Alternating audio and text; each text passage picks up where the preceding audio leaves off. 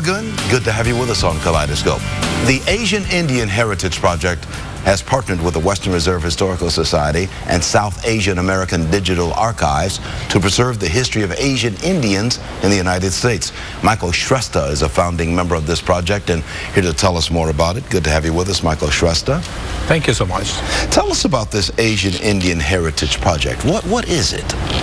The goal of this project is to preserve history of Asian Indians living in Northeast Ohio, and for the benefit of future generations, and we are trying to keep as much information for the future generations as possible. Well, what inspired you to found this project?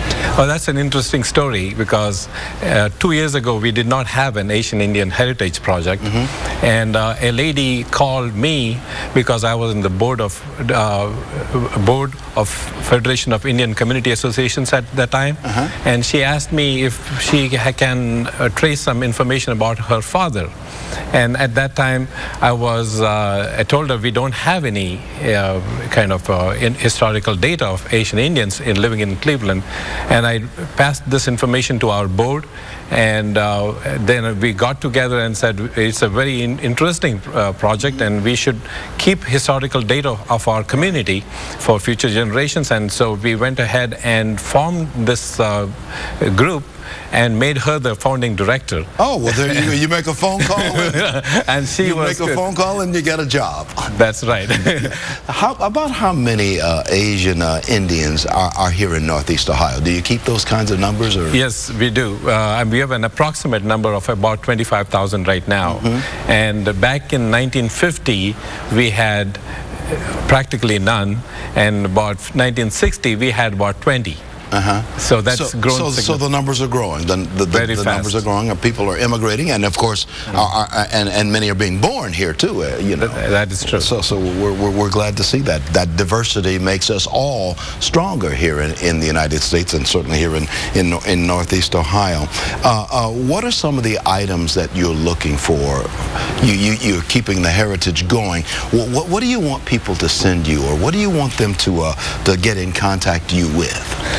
Basically, we are looking for diaries, any kind of certificates, membership lists, and things like, for example, newspapers, articles that they can find, or any data, any letters, or anything that they have, which could be connected and made into a story, because we would use all that information for the future generations to preserve some kind of a historical trail of where they came from, what happened to them, and what were their experiences in this country initially when they first came here. If you know where you came from, you got a better idea where you are and where you may want to go. That's right. That's what it's all about. Now tell me about the partnership with the Western Reserve Historical Society and any other similar organizations that you have.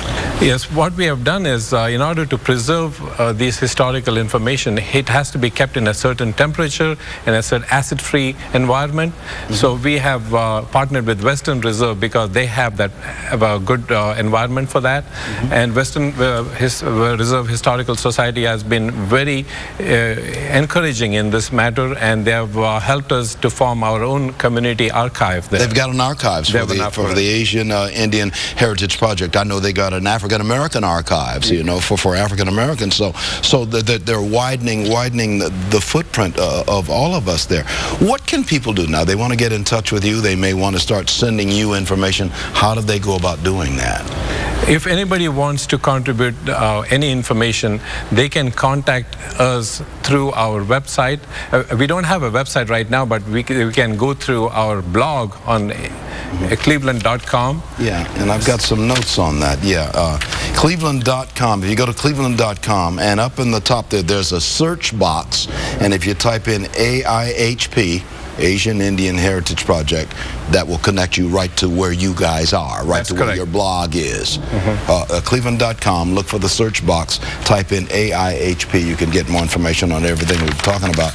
And I've got a phone number too. Is this the phone number that you're using too for people to contact you by telephone? Correct, because we don't have an office right now, and we are a grassroots organization, but eventually we are planning to get our own website, and that will be in the near future. And at that time we will communicate those developments to you. Yeah, and we can put this phone number on the screen. You could, yeah. I don't know if that's your personal phone or however you want to do that, but it's 216-403-3012. You see at the bottom of the screen. You can get more information that we're talking about. What's your long-term vision in the last 30 seconds we have? What's your long-term vision for this project? This long-term vision for our project is to continue our oral history project that we have started. And right now we are doing oral histories of the first immigrants to our area. And this we would like to continue to the next level by interviewing people of who have contributed significantly to our society and to the greater society as well. And then we would like to also interview younger generation and to document their experience right now, even though they have never been in India or any other place like that. So we should have people get in touch with you at cleveland.com. Look for the search box and type in AIHP after you've gone to cleveland.com, or make a phone call at the number on the bottom of the screen. Mr. Michael Schrusser, founding member of the Asian Indian Heritage Project, thanks for being on the broadcast. Thanks for welcoming. Good to have you here. Just hold your position right there. We're going to close out in just a moment. We're going to talk about encouraging mothers to breastfeed their babies after we do this first.